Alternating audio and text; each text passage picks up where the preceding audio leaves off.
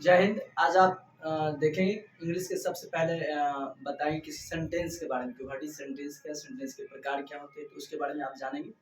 तो मोस्ट बने रहें लास्ट तक, क्योंकि बहुत यूनिक सी बात आप सेंटेंस के बारे में सीखने वाले हैं। और जहाँ भी हो कोई बात नहीं है, आप पेन कॉपी निकालिए, फटाफट नोट डाउन कीजिए। और उसको ज़्यादा नहीं, आप एक बार तो आप मेरे साथ लगे रहें, सेकेंड बार उसको एक बार पढ़ दीजिएगा। लाइफ में कभी नहीं भूलना है, कभी भूलना ही नहीं है। तो चलिए आते हैं बोर्ड पे, क्या लिखा हुआ देखिए। क्या लिखा है? सेंटेंस। सेंटेंस मतलब होता क्या है? वाक्य।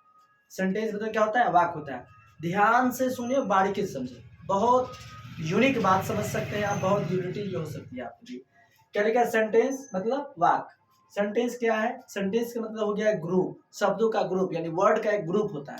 जैसे आप वर्ड पढ़ेंगे, वर्ड से ही बनता है लेटर, लेटर से ही बनता है सेंटेंस। तो उसी के बारे में आपसे क्या लिखा है? सेंटेंस।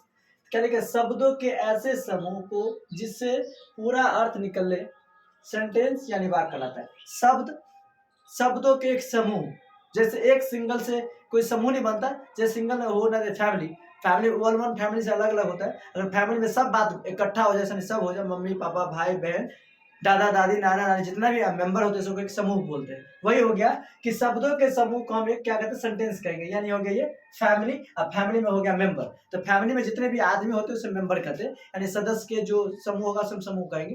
मतलब अलग अलग मेंबर को जोड़ दो तो एक समूह जाएगा। तो यहाँ समझ गए कि शब्दों के ऐसे समूह, शब्द नहीं, शब्दों के समूह, वर्ड नहीं, वर्ड कंप्लीट ये क्या होना चाहिए? एक संग्रह होना चाहिए, समूह होना चाहिए, ग्रुप होना चाहिए। तो शब्दों के ऐसे समूह को जिसे पूरा अर्थ निकले, सेंटेंस यानी वाक्य कहलाता है, या वाक्य कहते हैं। इंग्लिश में समझिए इसे क्या कहेंगे? अ ग्रुप ऑफ वर्ड्स, यानी वर्ड्स यानी वर्ड का group, a words of group, A group of words, A group of words, A group of words which makes complete is called a sentence. A sentence यानी कि word के जो समूह होगा, group of होगा, words होगा, उसे इसको जो कंप्लीट एक मीनिंग देगी, उसी को हम क्या कहेंगे? सेंटेंस कहेंगे, यानी वाक्य कहेंगे। समझ गए? जैसे आई एम टॉल, मैं लंबा हूं, आई एम टॉल। फिर ही इज अ बॉय, वह एक लड़का है, वह एक लड़का है। सी इज अ गर्ल, वह एक लड़की है। तो एक सेंटेंस दे दिया कि मैं एक लड़का हूं, तुम एक लड़की हो, वह एक लड़की है, या वह एक लड़का है। This is a cat, that is a bat, मतलब यह बिल्ली है, वह बैट है। तो डायरेक्टली कंप्लीट सेंटेंस के लिए आप एक सेंटेंस का एक समूह, जैसे इसमें देखिए कितना वर्ड है, 1 2 3, यानी 3 गो वर्ड है। लेटर अलग अलग है, इसमें 1 लेटर है, इसमें 2 लेटर है, इसमें 4 लेटर है। लेटर के जो कंप्लीट मीनिंग होता है उसे वर्ड कहेंगे, और वर्ड को कंप्लीट ग्रुप को सेंटेंस कहेंगे। 1 2 3 3 ग्रुप है, वर्ड है इसमें। ही इज ए बॉय, इसमें 4 गो हो गया। सी इज ए गर्ल, तो 2 और 2 4 गो वर्ड मिलाकर एक सेंटेंस बनाया, यानी कंप्लीट मीनिंग दिया कि वह एक लड़की है या वह एक लड़का है। तो उसे कंप्लीट मीनिंग दिया, उसी को हम क्या कहेंगे? सेंटेंस कहेंगे। क्या कहेंगे? सेंटेंस कहेंगे। आई होप समझ गए होंगे कि a group of words, a group of words, a group of words which makes a complete is called a sentence. I am a child, he is a boy, she is a girl, it is called। फिर लिखा यहाँ पे बात हो रहा है कि आप सेंटेंस समझिए कि वर्ड का जो संग्रह होगा उसे हम सेंटेंस कहेंगे। Words of complete is called off sentence. तो अब बात होती है कि सेंटेंस के प्रकार कितने? How many kinds of sentence, sentence कितने प्रकार के होते हैं? Sentence, how many kinds of sentence, sentence कितने प्रकार के होते हैं? तो क्या बोलेंगे? There are 4 kinds of sentence of according of meaning. मतलब यहां तक समझिए सेंटेंस 4 प्रकार, लेकिन किसके अनुसार? अकॉर्डिंग ऑफ मीनिंग, यानी अर्थ के अनुसार, मीनिंग के अनुसार सेंटेंस के 4 प्रकार है। कौन कौन प्रकार है? 4 आप देखेंगे यहाँ। असर्टिव, विविध वाचक, इंट्रोगेटिव प्रश्नवाचक, इंपरेटिव आदेश सूचक, एक्सक्लेमेटरी विस्मय सूचक। आई होप आप समझ गए होंगे। चलिए,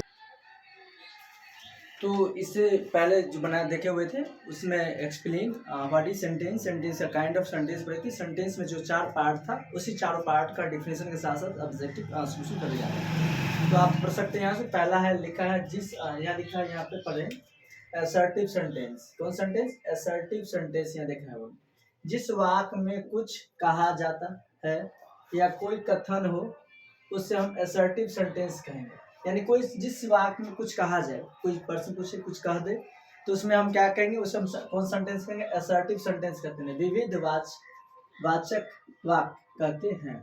जैसे आई गो होम, मैं घर जाता हूँ, जाता हूँ, आई गो होम, वी प्ले, तुम खेलोगे। दे द अर्थ इज राउंड, पृथ्वी गोल है।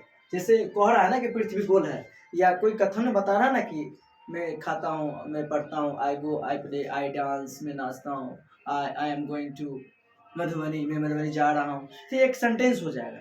तो उसी सेंटेंस में जब कुछ कहा जा रहा है तो उसे हम असर्टिव सेंटेंस कहेंगे। जैसे कि आप समझ गए जिस वाक्य में कुछ कहा जाता है या कोई कथन हो उसे हम असर्टिव सेंटेंस कहेंगे। पॉइंट नंबर 2, जिस यहाँ देखेंगे कौन सा इंट्रोगेटिव, जैसे लग रहा होगा यहीं पर लग रहा है इंट्रोगेटिव सेंटेंस का मतलब हो गया प्रश्नवाचक वाक्य। इंट्रोगेटिव सेंटेंस है तो प्रश्नवाचक वाक्य। जिस सेंटेंस से क्वेश्चन पूछा जाता हो उसे हम प्रश्नवाचक सेंटेंस कहेंगे, यानी इंट्रोगेटिव सेंटेंस कहेंगे। इंट्रोगेटिव क्या लिखा हुआ, जिस वाक्य में कुछ प्रश्न पूछा जाता है उसे हम इंट्रोगेटिव सेंटेंस कहते हैं। जिस वाक्य में कुछ प्रश्न पूछा जाता है उसे हम इंट्रोगेटिव सेंटेंस कहते हैं, यानी प्रश्नवाचक कहते हैं। जैसे व्हाट इज योर नेम, तुम्हारा नाम क्या है। व्हाट्स योर फादर्स नेम, तुम्हारा पिताजी का नाम क्या है। वेयर डू यू लिव, तुम कहाँ रहते हो। तो ये तुमसे क्या कर रहा है, प्रश्न पूछ रहा है, केवल प्रश्न पूछेगा। प्रश्न इंट्रोगेटिव का मतलब है प्रश्नवाचक सेंटेंस, तो प्रश्नवाचक सेंटेंस हो जाएगा, नहीं वाक्य हो जाएगा। तो इसमें आप समझ सकते हैं कि कौन सी वर्ड कहाँ से पूछ सकते हैं। इसमें केवल क्या करेगा, प्रश्न पूछेगा आपको, केवल क्वेश्चन डालेगा कि तुम्हारा नाम क्या है, तुम्हारे पापा का नाम क्या है, तुम कहाँ रहते हो, तुम क्या करते हो, तुम क्या बनने वाले हो, तुम कहाँ जाने वाले हो, तुम क्या खाने वाले हो, कुछ भी सेंटेंस तुम खाली प्रश्न पूछेगा, उसे क्या कहेंगे हम, इंट्रोगेटिव सेंटेंस कहेंगे। वाक्य जैसे what is your name, is it your pen, इसमें से कौन सा तुम्हारा पेन है, इसे बता सकते हैं। फिर क्या है, जिस वाक्य से यहाँ पर थर्ड वाला इंपरेटिव सेंटेंस। इंपरेटिव मतलब आदेश सूचक वाक्य। इंपरेटिव, इंप्रेशन करना, इंपरेटिव क्या लिखा, इंपरेटिव सेंटेंस, आदेश सूचक वाक्य। आदेश सूचक वाक्य जिस वाक्य से आदेश, अनुरोध, विनती, आशीष आदि का भाव व्यक्त हो उसे हम इंपरेटिव सेंटेंस कहेंगे। जैसे go home, please help me, मुझे मदद कीजिए, प्लीज हेल्प मी, मदद कीजिए। मतलब डायरेक्टली क्या आदेश दे रहा है, मतलब क्या, अगर आदेश, अनुमति या विनती या आशीष कर रहा है तो उसमें हम कौन सेंटेंस कहेंगे, इंपरेटिव सेंटेंस का यूज होता है। कौन सेंटेंस होता हो, इंपरेटिव सेंटेंस, मतलब आदेश सूचक, आदेश देना, तुम जा सकते हो, तुम आ सकते हो, पढ़ सकते हो, खा सकते हो, मतलब ये आदेश दे रहा कि या अनुमति लेते हो, या मैं आई कम इन सर, मैं आई गो आउट सर, तो क्या आदेश या विनती करते हैं, उसी के वर्ड में हम इंपरेटिव सेंटेंस का यूज करते हैं। फोर्थ है, जिस वाक्य से मन का आनंद या शोक या कोई तीव्र आवेग व्यक्तित हो उसे हम एक्सक्लेमेटरी सेंटेंस कहते हैं। अल्लाह, आई डोंट नो, अंडरस्टैंडिंग, तो ये क्या हुआ, एक अलग वर्ड होता है कि जिसमें मन की बात तीव्र वेग हो उसे को हम क्या एक्सक्लेमेटरी सेंटेंस यानी वाक्य कहते हैं। ओके, आई होप अच्छा लगा वो वीडियो, तो लाइक शेयर कमेंट जरूर कीजिएगा सेकंड पार्ट के लिए। ओके बाय, मिलते हैं नेक्स्ट क्लास में।